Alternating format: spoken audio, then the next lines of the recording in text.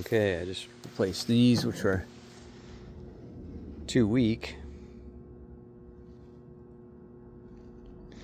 with the Delorean Go lift struts.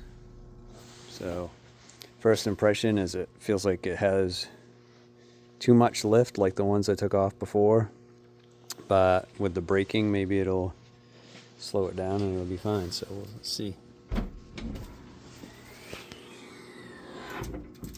That's kind of cool.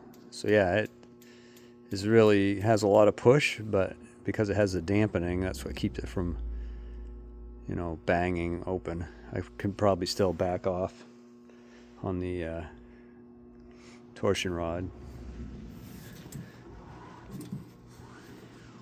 Let's try it again.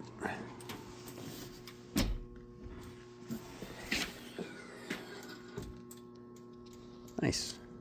That's pretty cool.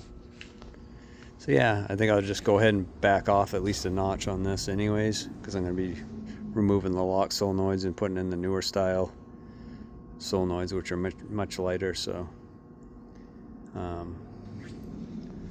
that's pretty good.